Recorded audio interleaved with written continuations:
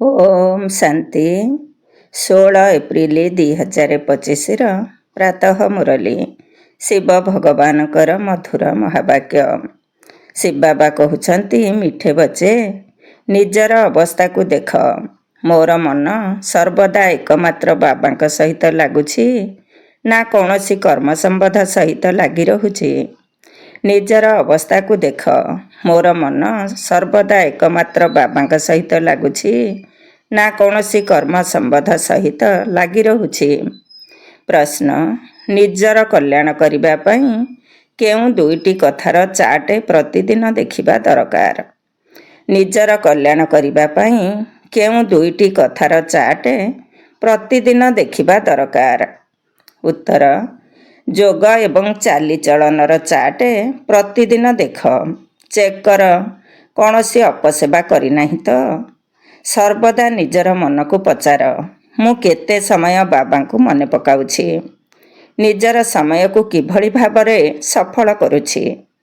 ମୁଁ ଅନ୍ୟ କାହାକୁ ଅନୁକରଣ କରୁନାହିଁ ତ?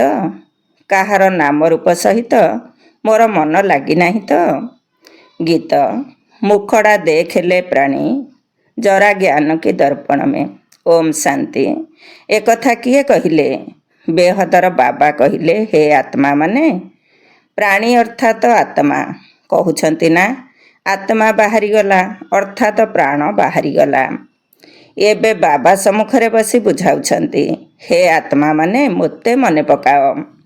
କେବଳ ଏହି ଜନ୍ମକୁ ଦେଖ ନାହିଁ, କିନ୍ତୁ ଯେବେଠାରୁ ତୁମେ ତମ ପ୍ରଧାନ ହୋଇଛ, ସିଡ଼ିରୁ ତଳକୁ ଖସି ପତିତ ହୋଇଛ, ତାହା ମଧ୍ୟ ଚିନ୍ତା କର। ପାପ ନିଶ୍ଚିତ କରିଥିବ, ଏହା ବୁଝିବାର କଥା। ଜନ୍ମ ଜନ୍ମାନ୍ତରର ପାପ ମୁଣ୍ଡ ଉପରେ ରହିଛି। ଏହା କିପରି ଜଣାପଡ଼ିବ? ନିଜକୁ ଦେଖିବାକୁ ହେବ, ମୋର କେତେ ଯୋଗ ଲାଗୁଛି। ବାବାଙ୍କ ସହିତ ଯେତେ ଭଲ ଯୋଗ ଲାଗିବ, ସେତେ ବିକର୍ମ ବିନାଶ ହେବ। ବାବା କହିଛନ୍ତି, ମୋତେ ମନେ ପକାଅ। ମୁଁ ତୁମମାନଙ୍କୁ ଗ୍ୟାରେଣ୍ଟି ଦେଉଛି, ତୁମର ବିକର୍ମ ବିନାଶ ହେବ। ତେଣୁ ପ୍ରତ୍ୟେକ ନିଜର ହୃଦୟ ଭିତରକୁ ଦେଖ। ଆମର ବାବାଙ୍କ ସହ କେତେ ଯୋଗ ରହିଛି। ଯେତେ ଆମେ ଯୋଗ ଲଗାଇବା, ପବିତ୍ର ହେବା, ସେତେ ପାପ କଟିବ, ସେତେ ଯୋଗଯୁକ୍ତ ହୋଇ ରହିବ। ଯଦି ପବିତ୍ର ନ ହେବ, ତେବେ ଯୋଗ ମଧ୍ୟ ଲାଗିବ ନାହିଁ। ଏପରି ମଧ୍ୟ କେତେକ ଅଛନ୍ତି, ଯେଉଁମାନେ ସାରା ଦିନରେ 15 ମିନିଟ୍ ମଧ୍ୟ ଯୋଗଯୁକ୍ତ ହୋଇ ରହୁନାହାନ୍ତି। ତେବେ ନିଜକୁ ପଚାରିବା ଦରକାର, ମୋର ହୃଦୟ ଶିବ ବାବାଙ୍କ ସହିତ ଅଛି ନା କୌଣସି ଦେହଧାରୀ ସହିତ ଅଛି? କର୍ମ ସମ୍ବନ୍ଧୀମାନଙ୍କ ସହ ଅଛି? ମାୟା ସନ୍ତାନମାନଙ୍କୁ ହିଁ ବିଘ୍ନ ପକାଇବ ନା? ନିଜେ ମଧ୍ୟ ବୁଝିପାରିବେ ଯେ ମୋର ଅବସ୍ଥା କିପରି ଅଛି। ଶିବ ବାବାଙ୍କ ସହିତ ମନ ଲାଗୁଛି ନା କୌଣସି ଦେହଧାରୀ ସହିତ ମନ ଲାଗି ରହିଛି? ଯଦି କର୍ମ ସମ୍ବନ୍ଧୀମାନଙ୍କ ସହିତ ଅଛି, ତେବେ ବୁଝିଯିବା ଦରକାର, ମୋର ବିକର୍ମ ବହୁତ ଅଛି। ତେଣୁ ମାୟା ଖାଲରେ ପକାଇ ଦେଉଛି। ଛାତ୍ରଛାତ୍ରୀମାନେ ନିଜେ ମଧ୍ୟ ଜାଣିପାରନ୍ତି ଯେ ଆମେ ପାସ୍ ହେବୁ ନା ନାହିଁ, ଭଲ ଭାବରେ ପାଠ ପଢ଼ୁଛୁ ନା ନାହିଁ। କ୍ରମ ଅନୁସାରେ ତ ଥାଆନ୍ତି ନା।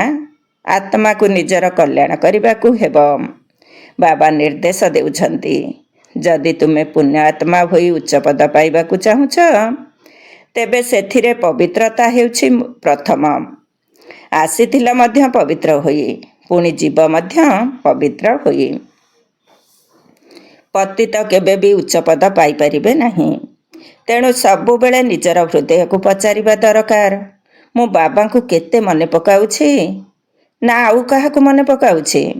ଏକଥା ତ ନିଶ୍ଚିତ ଯେ ପଛରେ ବସିଥିବା ବିଦ୍ୟାର୍ଥୀମାନଙ୍କର ମନ ବିଚଳିତ ହେଉଥାଏ। ପୁରୁଷାର୍ଥ କରୁଛନ୍ତି ଉଚ୍ଚ ପଦ ପାଇବା ପାଇଁ। ତେବେ ସେଥିପାଇଁ ଚାଲିଚଳନ ବା କାର୍ଯ୍ୟକଳାପ ମଧ୍ୟ ଭଲ ହେବା ଆବଶ୍ୟକ ନା? ବାବାଙ୍କୁ ସ୍ମରଣ କରି ନିଜର ମୁଣ୍ଡରୁ ପାପର ବୋଝକୁ ଓହ୍ଲାଇବାକୁ ହେବ। ପାପର ବୋଝକୁ ବାବାଙ୍କ ସ୍ମୃତି ବ୍ୟତୀତ ହାଲୁକା କରାଯାଇପାରିବ ନାହିଁ। ତେଣୁ ବାବାଙ୍କ ସହିତ କେତେ ଯୋଗ ରହିବା ଦରକାର। ଉଚ୍ଚରୁ ଉଚ୍ଚ ବାବା ଆସି କହୁଛନ୍ତି, ମୋତେ ମନେ ପକାଅ, ତେବେ ବିକର୍ମ ବିନାଶ ହୋଇଯିବ। ସମୟ ପାଖେଇ ଆସୁଛି। ଶରୀର ଉପରେ କୌଣସି ଭରସା ନାହିଁ। ଅଚାନକ କିପରି ସବୁ ଦୁର୍ଘଟଣା ହୋଇଯାଉଛି। ଏବେ ତ ଅକାଳ ମୃତ୍ୟୁର ସମୟ ଚାଲିଛି। ତେଣୁ ପ୍ରତ୍ୟେକ ନିଜକୁ ଯାଞ୍ଚ କରି ନିଜର କଲ୍ୟାଣ କରିବାକୁ ହେବ। ସାରା ଦିନର ଯୋଗ ଏବଂ କାର୍ଯ୍ୟକଳାପର ଚାର୍ଟ ଦେଖିବା ଦରକାର। ମୁଁ ସାରା ଦିନରେ କେତେ ପାପ କରିଛି? ମନ ଓ ବାଣୀ ଦ୍ୱାରା ପ୍ରଥମେ ବିକର୍ମ ହୋଇଥାଏ, ତାପରେ କର୍ମରେ ହୋଇଯାଏ। ବର୍ତ୍ତମାନ ସନ୍ତାନମାନଙ୍କୁ ନ୍ୟାୟସଙ୍ଗତ ବୁଦ୍ଧି ମିଳିଛି କି ଆମକୁ ଭଲ କାମ କରିବାକୁ ହେବ। ତେଣୁ ନିଜକୁ ଦେଖିବା ଦରକାର। ମୁଁ କାହାକୁ ଧୋକା ଦେଉନାହିଁ ତ? ଫାଲତୁ ବା ମିଛ କଥା କହୁନାହିଁ ତ? ଅପସେବା କରୁନାହିଁ ତ? ଯଦି କେହି କାହାର ନାମ ରୂପରେ ବାନ୍ଧି ହୋଇଯାଉଛନ୍ତି, ତେବେ ଯଜ୍ଞ ପିତାଙ୍କର ନିନ୍ଦା କରାଉଛନ୍ତି। ବାବା କହୁଛନ୍ତି, କାହାକୁ ଦୁଃଖ ଦିଅ ନାହିଁ, ଏକମାତ୍ର ବାବାଙ୍କର ସ୍ମୃତିରେ ରୁହ। ଆମକୁ ଏହା ବହୁତ ଗୁରୁତ୍ୱପୂର୍ଣ୍ଣ ଚିନ୍ତା ମିଳିଛି। ଯଦି ଆମେ ଯୋଗଯୁକ୍ତ ହୋଇ ରହିପାରିବା ନାହିଁ, ତେବେ ଆମର ଗତି କ'ଣ ହେବ? ଏହି ସମୟରେ ଅବହେଳା କଲେ ପଛରେ ବହୁତ ପଶ୍ଚାତାପ କରିବାକୁ ପଡ଼ିବ। ଏକଥା ମଧ୍ୟ ଜାଣିଛ ଯେ ଯେଉଁମାନେ ନୀଚପଦ ପାଇବାର ଥିବେ, ସେମାନେ ନୀଚପଦ ହିଁ ପାଇବେ। ବୁଦ୍ଧି ଦ୍ୱାରା ବୁଝିପାରିବେ ଆମକୁ କ'ଣ କରିବାକୁ ହେବ। ସମସ୍ତଙ୍କୁ ଏହି ମନ୍ତ୍ର ଦେବାକୁ ହେବ କି ବାବାଙ୍କୁ ସ୍ମରଣ କର। ଲକ୍ଷ୍ୟ ତ ସନ୍ତାନମାନଙ୍କୁ ମିଳିଛି। ଏହି କଥାକୁ ଦୁନିଆବାଲା ବୁଝିପାରିବେ ନାହିଁ। ତେବେ ପ୍ରଥମ ଏବଂ ମୁଖ୍ୟ କଥା ହେଉଛି ହିଁ ବାବାଙ୍କୁ ମନେ ପକାଇବା। ରଚୟିତା ଏବଂ ରଚନାର ଜ୍ଞାନ ତ ମିଳିଗଲା। ପ୍ରତିଦିନ କୌଣସି ନା କୌଣସି ନୂଆ ନୂଆ ବିଷୟ ତ ବୁଝାଇବା ପାଇଁ ଦିଆଯାଉଛି। ଯେପରି ବିରାଟ ରୂପର ଚିତ୍ର ଅଛି, ଏହା ଉପରେ ମଧ୍ୟ ତୁମେମାନେ ବୁଝାଇ ପାରିବ। କିପରି ବର୍ଣ୍ଣରେ ଆସୁଛନ୍ତି, ଏହି ସିଡ଼ି ଚିତ୍ର ମଧ୍ୟ ପାଖରେ ରଖିବାର ଚିତ୍ର ଅଟେ। ସାରା ଦିନ ବୁଦ୍ଧିରେ ଏହି ଚିନ୍ତନ ରହୁ କି କିପରି କାହାକୁ ବୁଝାଇବି। ସର୍ଭିସ କରିବା ଦ୍ୱାରା ମଧ୍ୟ ବାବାଙ୍କର ସ୍ମୃତି ରହିବ। ବାବାଙ୍କର ସ୍ମୃତି ଦ୍ୱାରା ହିଁ ବିକର୍ମ ବିନାଶ ହେବ। ନିଜର ମଧ୍ୟ କଲ୍ୟାଣ କରିବାକୁ ହେବ। ବାବା ବୁଝାଉଛନ୍ତି, ତୁମ ଉପରେ 63 ଜନ୍ମର ପାପର ବୋଝ ଅଛି। ପାପ କରି କରି ସତ ପ୍ରଧାନରୁ ତମ ପ୍ରଧାନ ହୋଇଯାଇଛ। ବର୍ତ୍ତମାନ ମୋର ହେଲା ପରେ ଆଉ କୌଣସି ପାପ କର୍ମ କର ନାହିଁ। ମିଛ, ଶୈତାନୀ, ଘର ଭାଙ୍ଗିବା, ପରର କଥାରେ ବିଶ୍ୱାସ କରିବା, ଏହିପରି ଚଞ୍ଚଳତା ବା ଚୁଗୁଲି ସଂସ୍କାର ବଡ଼ କ୍ଷତିକାରକ ଅଟେ। ଏଭଳି କରିଲେ ବାବାଙ୍କ ସହିତ ଯୋଗ ଲାଗିନଥାଏ। ଏଭଳି କରିବା ଦ୍ୱାରା କେତେ ପାପ ହୋଇଯାଏ। ଗଭର୍ଣ୍ଣମେଣ୍ଟର ମଧ୍ୟ ବିଶ୍ୱାସଘାତକ ଥାଆନ୍ତି। ଗଭର୍ଣ୍ଣମେଣ୍ଟର କଥା କୌଣସି ଶତ୍ରୁକୁ ଶୁଣାଇ ବଡ଼ କ୍ଷତି କରିଥାନ୍ତି। ତେବେ ତାଙ୍କୁ ବଡ଼ କଡ଼ା ଦଣ୍ଡ ମିଳିଥାଏ। ତେଣୁ ତୁମମାନଙ୍କ ମୁଖରୁ ସର୍ବଦା ଜ୍ଞାନରତ୍ନ ବାହାରିବା ଦରକାର। ଓଲଟା ସିଧା ସମାଚାର ମଧ୍ୟ ଜଣେ ଅନ୍ୟ ଜଣକୁ ପଚାରିବା ଉଚିତ ନୁହେଁ। ଜ୍ଞାନର କଥାବାର୍ତ୍ତା ହିଁ ହେବା ଦରକାର।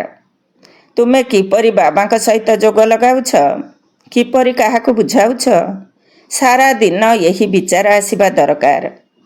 ଚିତ୍ରମାନଙ୍କ ସମ୍ମୁଖରେ ଯାଇ ବସିଯିବା ଦରକାର। ତୁମ ବୁଦ୍ଧିରେ ତ ଜ୍ଞାନ ଅଛି ନା? ଭକ୍ତିରେ ତ ଅନେକ ପ୍ରକାରର ଚିତ୍ରକୁ ପୂଜା କରୁଛନ୍ତି, କିନ୍ତୁ ତାଙ୍କ ସମ୍ବନ୍ଧରେ କିଛି ବି ଜାଣିନାହାନ୍ତି। ଅନ୍ଧବିଶ୍ୱାସ, ମୂର୍ତ୍ତି ପୂଜା, ଏହିସବୁ କଥାରେ ଭାରତ ବହୁତ ପ୍ରସିଦ୍ଧ। ବର୍ତ୍ତମାନ ତୁମେ ଏହିସବୁ କଥା ବୁଝାଇବା ପାଇଁ କେତେ ପରିଶ୍ରମ କରୁଛ। ପ୍ରଦର୍ଶନୀକୁ କେତେ ମନୁଷ୍ୟ ଆସୁଛନ୍ତି, ଭିନ୍ନ ଭିନ୍ନ ପ୍ରକାରର ଅଛନ୍ତି। କେହି ତ ବୁଝିଥାନ୍ତି ଯେ ଏହା ଦେଖିବା ଓ ବୁଝିବା ଯୋଗ୍ୟ ଅଟେ। ବାହାରେ ପ୍ରଦର୍ଶନୀ ଦେଖିବେ, କିନ୍ତୁ ସେଣ୍ଟରକୁ କେବେ ଯିବେ ନାହିଁ। ଦିନକୁ ଦିନ ଦୁନିଆର ଅବସ୍ଥା ମଧ୍ୟ ଖରାପ ହୋଇ ଚାଲିଛି। ଝଗଡ଼ା ବହୁତ ହେଉଛି। ବିଦେଶରେ ତ କ'ଣ କ'ଣ ହେଉଛି ସେ କଥା ନ କହିଲେ ଭଲ। କେତେ ମନୁଷ୍ୟ ମୃତ୍ୟୁବରଣ କରୁଛନ୍ତି। ତମ ପ୍ରଧାନ ଦୁନିଆ ଅଟେ ନା? ଯଦିଓ କହୁଛନ୍ତି ବୋମା ତିଆରି କରିବା ଉଚିତ ନୁହେଁ, କିନ୍ତୁ ସେମାନେ କହୁଛନ୍ତି ତୁମ ପାଖରେ ତ ବହୁତ ରଖିଛ, ତେବେ ଆମେ କାହିଁକି ତିଆରି ନ କରିବୁ? ନଚେତ ତୁମର ଗୋଲାମ ହୋଇ ରହିବାକୁ ପଡ଼ିବ। ଯାହା କିଛି ବିଚାର ଆସୁଛି ସବୁ ବିନାଶ ପାଇଁ। ତେବେ ବିନାଶ ତ ନିଶ୍ଚୟ ହେବ। କହୁଛନ୍ତି ଶଙ୍କର ପ୍ରେରକ ଅଟନ୍ତି, କିନ୍ତୁ ଏଥିରେ ପ୍ରେରଣା ଆଦିର ତ କୌଣସି କଥା ହିଁ ନାହିଁ। ଆମେ ତ ଡ୍ରାମା ଜ୍ଞାନରେ ବିଶ୍ୱାସ କରୁଛୁ। ମାୟା ମଧ୍ୟ ବହୁତ ଶକ୍ତିଶାଳୀ। ମୋର ପିଲାମାନଙ୍କୁ ମଧ୍ୟ ବିକାରୀ କରିଦେଉଛି। କେତେ ବୁଝାଯାଉଛି ଯେ ଦେହ ସହିତ ପ୍ରୀତି ରଖ ନାହିଁ, ନାମ ରୂପରେ ବାନ୍ଧି ହୁଅ ନାହିଁ। କିନ୍ତୁ ମାୟା ମଧ୍ୟ ଏପରି ତମ ପ୍ରଧାନ ଅଟେ, ଯାହାକି ଦେହର ବନ୍ଧନରେ ବାନ୍ଧି ଦେଉଛି, ଏକଦମ ନାକରୁ ଧରି ପକାଉଛି। କିଛି ବି ଜଣାପଡ଼ୁନାହିଁ। ବାବା କେତେ ବୁଝାଉଛନ୍ତି, ଶ୍ରୀମତରେ ଚାଲ, କିନ୍ତୁ ଚାଲୁନାହାନ୍ତି। ରାବଣର ମତ ତୁରନ୍ତ ବୁଦ୍ଧିରେ ଆସିଯାଉଛି। ରାବଣ ଜେଲରୁ ଛାଡ଼ୁନାହିଁ। ବାବା କହୁଛନ୍ତି ନିଜକୁ ଆତ୍ମା ନିଶ୍ଚୟ କର ଏବଂ ବାବାଙ୍କୁ ମନେ ପକାଅ। ବାସ୍, ଏବେ ତ ଆମେ ଘରକୁ ଯିବୁ। ଅଧା କଳ୍ପର ରୋଗରୁ ଆମେ ମୁକ୍ତ ହେଉଛୁ। ସେଠାରେ ତ ନିରୋଗୀ କାୟା ହେବ। ଏଠାରେ କେତେ ରୋଗୀ ହୋଇଯାଇଛନ୍ତି। ଏହା ହେଲା ରୌରବ ନର୍କ। ଯଦିଓ ସେମାନେ ଗରୁଡ଼ ପୁରାଣ ଇତ୍ୟାଦି ପଢ଼ୁଛନ୍ତି, କିନ୍ତୁ ପଢ଼ିବା ଅଥବା ଶୁଣିବା ବାଲାଙ୍କୁ ମଧ୍ୟ କିଛି ହେଲେ ଜଣା ନାହିଁ। ବାବା ନିଜେ କହୁଛନ୍ତି ଆଗରୁ ଭକ୍ତିର କେତେ ନିଶା ଥିଲା। ଭକ୍ତି ଦ୍ୱାରା ଭଗବାନ ମିଳିବେ, ଏହାକୁ ଶୁଣି ଖୁସି ହୋଇ ଭକ୍ତି କରୁଥିଲେ।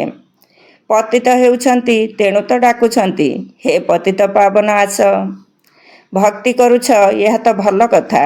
ପୁଣି ଭଗବାନଙ୍କୁ କାହିଁକି ମନେ ପକାଉଛ? ଭାବୁଛନ୍ତି ଭଗବାନ ଆସି ଭକ୍ତିର ଫଳ ଦେବେ। କ'ଣ ଫଳ ଦେବେ ତାହା କାହାକୁ ଜଣା ନାହିଁ। ବାବା କହୁଛନ୍ତି ଗୀତା ପଢ଼ୁଥିବା ଲୋକମାନଙ୍କୁ ମଧ୍ୟ ବୁଝାଇବା ଦରକାର। ସେହିମାନେ ହିଁ ଆମ ଧର୍ମର ଅଟନ୍ତି। ଗୀତାରେ ପ୍ରଥମେ ଏବଂ ମୁଖ୍ୟ କଥା ହେଉଛି ଭଗବାନ ଉପାସ। ତେବେ ଗୀତାର ଭଗବାନ କିଏ? ଭଗବାନଙ୍କର ତ ପରିଚୟ ଦରକାର ନା। ତୁମେ ଏବେ ଜାଣିଗଲଣି ଆତ୍ମା କ'ଣ, ପରମାତ୍ମା କ'ଣ। ମନୁଷ୍ୟ ଜ୍ଞାନର କଥାକୁ କେତେ ଡରୁଛନ୍ତି। ସେମାନଙ୍କୁ ଭକ୍ତି ବହୁତ ଭଲ ଲାଗୁଛି। ଜ୍ଞାନଠାରୁ 3 କୋଶ ଦୂରକୁ ଚାଲି ଯାଉଛନ୍ତି। ଆରେ, ପବିତ୍ର ରହିବା ତ ବହୁତ ଭଲ। ଏବେ ପାବନ ଦୁନିଆର ସ୍ଥାପନା, ପତିତ ଦୁନିଆର ବିନାଶ ହେବାକୁ ଯାଉଛି। କିନ୍ତୁ ଏକଥା ବିଲକୁଲ ଶୁଣୁନାହାନ୍ତି। ବାବାଙ୍କର ନିର୍ଦ୍ଦେଶ ହେଉଛି ଖରାପ କଥା ଶୁଣ ନାହିଁ। ମାୟା ପୁଣି କହୁଛି ବାବାଙ୍କ କଥା ଶୁଣ ନାହିଁ। ମାୟାର ନିର୍ଦ୍ଦେଶ ହେଉଛି ଶିବ ବାବାଙ୍କର ଜ୍ଞାନ ଶୁଣ ନାହିଁ। ମାୟା ଏପରି ଜୋରରେ ଚାପୁଡ଼ା ମାରୁଛି ଯେ ବୁଦ୍ଧିରେ ବାବାଙ୍କ ସ୍ମୃତି ହିଁ ରହୁନାହିଁ। ବାବାଙ୍କୁ ସ୍ମରଣ ହିଁ କରିପାରୁନାହାନ୍ତି। କେବଳ ମିତ୍ର ସମ୍ବନ୍ଧୀ ଦେହଧାରୀ ମନେ ପଡ଼ିଯାଉଛନ୍ତି। ବାବାଙ୍କର ଆଜ୍ଞା ମାନୁନାହାନ୍ତି। ବାବା କହୁଛନ୍ତି କେବଳ ମୋତେ ମନେ ପକାଅ। କିନ୍ତୁ ସେମାନେ ଅବଜ୍ଞାକାରୀ ହୋଇ କହୁଛନ୍ତି କି ଆମକୁ ଅମୁକର ସ୍ମୃତି ଆସୁଛି। ଦେହଧାରୀ ମନେ ପଡ଼ିଲେ ପୁଣି ଅଧୋଗତି ହେବ। ଏହି କଥା ପ୍ରତି ତ ଘୃଣା ଆସିବା ଦରକାର। ଏହା ବିଲକୁଲ ଛି ଛି ଦୁନିଆ। ଆମ ପାଇଁ ତ ନୂଆ ସ୍ୱର୍ଗ ଦୁନିଆର ସ୍ଥାପନା ହେଉଛି। ତୁମକୁ ବାବା ଏବଂ ସୃଷ୍ଟିଚକ୍ରର ପରିଚୟ ମିଳିଛି। ତେଣୁ ଏହି ପାଠପଢ଼ାରେ ଲାଗିଯିବା ଉଚିତ। ବାବା କହୁଛନ୍ତି ନିଜ ଭିତରକୁ ଦେଖ। ନାରଦର ଉଦାହରଣ ମଧ୍ୟ ରହିଛି ନା। ତେଣୁ ବାବା ମଧ୍ୟ କହୁଛନ୍ତି ନିଜକୁ ଦେଖ। ମୁଁ ବାବାଙ୍କୁ ସ୍ମରଣ କରୁଛି, କାରଣ ଯୋଗ ଦ୍ୱାରା ହିଁ ପାପ ଭସ୍ମ ହେବ। ଯେକୌଣସି ପରିସ୍ଥିତିରେ ଶିବ ବାବାଙ୍କୁ ମନେ ପକାଇବାକୁ ହେବ। ଆଉ କାହା ସହିତ ସ୍ନେହ ରଖିବା ଅନୁଚିତ। ଅନ୍ତିମ ସମୟରେ ଶିବ ବାବାଙ୍କ ସ୍ମୃତିରେ ଶରୀରରୁ ପ୍ରାଣ ବାହାରିଯାଉ। ଶିବ ବାବାଙ୍କର ସ୍ମୃତି ରହୁ ଏବଂ ସ୍ୱଦର୍ଶନ ଚକ୍ରର ଜ୍ଞାନ ବୁଦ୍ଧିରେ ଥାଉ। ସ୍ୱଦର୍ଶନ ଚକ୍ରଧାରୀ କିଏ ଏକଥା ମଧ୍ୟ କାହାକୁ ଜଣା ନାହିଁ। ବ୍ରାହ୍ମଣମାନଙ୍କୁ ମଧ୍ୟ ଏହି ଜ୍ଞାନ କିଏ ଦେଲା? ବ୍ରାହ୍ମଣମାନଙ୍କୁ ଏହି ସ୍ୱଦର୍ଶନ ଚକ୍ରଧାରୀ କିଏ କରାଉଛନ୍ତି? ପରମ ପିତା ପରମାତ୍ମା ଜ୍ୟୋତିର୍ବିନ୍ଦୁ। ତେବେ କ'ଣ ସେ ମଧ୍ୟ ସ୍ୱଦର୍ଶନ ଚକ୍ରଧାରୀ ଅଟନ୍ତି? ହଁ, ପ୍ରଥମେ ସେ ହିଁ ସ୍ୱଦର୍ଶନ ଚକ୍ରଧାରୀ ଅଟନ୍ତି। ନଚେତ ବ୍ରାହ୍ମଣମାନଙ୍କୁ କିଏ ସ୍ୱଦର୍ଶନ ଚକ୍ରଧାରୀ କରାଇବ? ସାରା ସୃଷ୍ଟିର ଆଦି ମଧ୍ୟ ଅନ୍ତର ଜ୍ଞାନ ତାଙ୍କ ପାଖରେ ଅଛି। ତୁମମାନଙ୍କର ଆତ୍ମା ମଧ୍ୟ ଏବେ ସ୍ୱଦର୍ଶନ ଚକ୍ରଧାରୀ ହେଉଛି। ସେ ମଧ୍ୟ ଆତ୍ମା ଅଟନ୍ତି। ଭକ୍ତି ମାର୍ଗରେ ବିଷ୍ଣୁଙ୍କୁ ଚକ୍ରଧାରୀ କରିଦେଇଛନ୍ତି। ପରମାତ୍ମା ତ୍ରିକାଳଦର୍ଶୀ, ତ୍ରିମୂର୍ତ୍ତି, ତ୍ରିନେତ୍ରୀ ଅଟନ୍ତି। ସେ ଆମକୁ ସ୍ୱଦର୍ଶନ ଚକ୍ରଧାରୀ କରାଉଛନ୍ତି। ତେବେ ସେ ନିଶ୍ଚିତ କୌଣସି ମନୁଷ୍ୟ ଶରୀରରେ ଆସି ଶୁଣାଇବେ। ରଚନାର ଆଦି ମଧ୍ୟ ଅନ୍ତର ଜ୍ଞାନ ନିଶ୍ଚୟ ରଚୟିତା ହିଁ ଶୁଣାଇବେ ନା। ରଚୟିତାଙ୍କ ବିଷୟରେ ହିଁ କାହାକୁ ଜଣା ନାହିଁ। ତେବେ ରଚନାର ଜ୍ଞାନ କେଉଁଠାରୁ ମିଳିବ? ଏବେ ତୁମେ ଜାଣୁଛ, ଶିବ ବାବା ହିଁ ସ୍ୱଦର୍ଶନ ଚକ୍ରଧାରୀ ଜ୍ଞାନର ସାଗର ଅଟନ୍ତି। ସେ ଜାଣିଛନ୍ତି ଆମେ କିପରି ଏହି 84 ଜନ୍ମର ଚକ୍ରରେ ଆସିଛୁ। ନିଜେ ତ ପୁନର୍ଜନ୍ମ ନେଉନାହାନ୍ତି, ତାଙ୍କ ପାଖରେ ସୃଷ୍ଟିର ଜ୍ଞାନ ରହିଛି ଯାହାକି ଆମକୁ ଶୁଣାଉଛନ୍ତି। ତେଣୁ ପ୍ରଥମେ ତ ଶିବ ବାବା ହିଁ ସ୍ୱଦର୍ଶନ ଚକ୍ରଧାରୀ ଅଟନ୍ତି, ଯିଏକି ଆମକୁ ସ୍ୱଦର୍ଶନ ଚକ୍ରଧାରୀ କରୁଛନ୍ତି, ପବିତ୍ର କରୁଛନ୍ତି। କାହିଁକି ନା ପତିତ ପାବନ ସେ ହିଁ ଅଟନ୍ତି, ସେ ରଚୟିତା ମଧ୍ୟ ଅଟନ୍ତି। ବାବା ପିଲାମାନଙ୍କର ଜୀବନୀକୁ ଜାଣିଛନ୍ତି ନା? ଶିବ ବାବା ବ୍ରହ୍ମା ଦ୍ୱାରା ସ୍ଥାପନ କରାଉଛନ୍ତି। କରନ କରାବନହାର ବା କରି କରାଇଲା ବାଲା ଅଟନ୍ତି ନା? ଏହି କଥାକୁ ତୁମେମାନେ ମଧ୍ୟ ଶିଖ ଏବଂ ଅନ୍ୟମାନଙ୍କୁ ମଧ୍ୟ ଶିଖାଅ। ବାବା ପାଠ ପଢ଼ାଉଛନ୍ତି ଏବଂ କହୁଛନ୍ତି ଅନ୍ୟମାନଙ୍କୁ ମଧ୍ୟ ପଢ଼ାଅ। ତେଣୁ ଶିବ ବାବା ହିଁ ତୁମକୁ ସ୍ୱଦର୍ଶନ ଚକ୍ରଧାରୀ କରୁଛନ୍ତି। କହୁଛନ୍ତି ମୋ ପାଖରେ ସୃଷ୍ଟିଚକ୍ରର ଜ୍ଞାନ ଥିବାରୁ ତ ମୁଁ ତୁମମାନଙ୍କୁ ଶୁଣାଉଛି। ତେବେ ତୁମେ 84 ଜନ୍ମ କିପରି ନେଉଛ, ଏହି 84 ଜନ୍ମର କାହାଣୀ ବୁଦ୍ଧିରେ ରହିବା ଦରକାର। ଏହି କଥା ବୁଦ୍ଧିରେ ରହିଲେ ମଧ୍ୟ ତୁମେମାନେ ଚକ୍ରବର୍ତ୍ତୀ ରାଜା ହୋଇପାରିବ। ଏହା ହେଉଛି ଜ୍ଞାନ।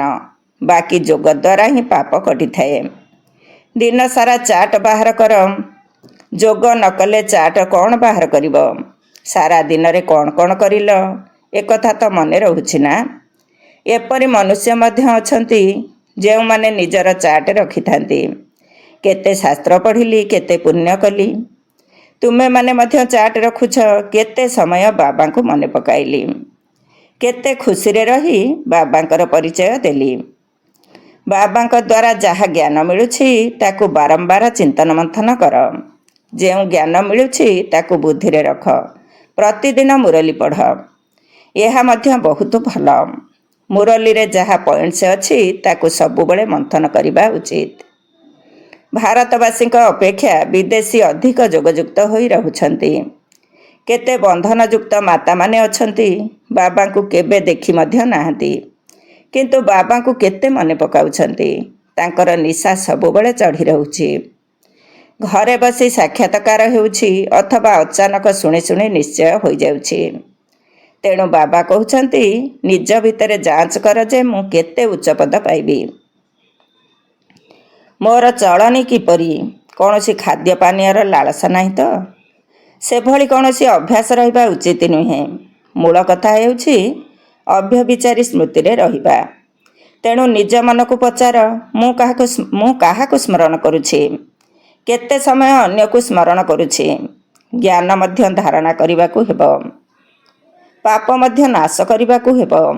କେହି କେହି ତ ଏପରି ପାପ କରିଛନ୍ତି ସେ କଥା ନ କହିଲେ ଭଲ।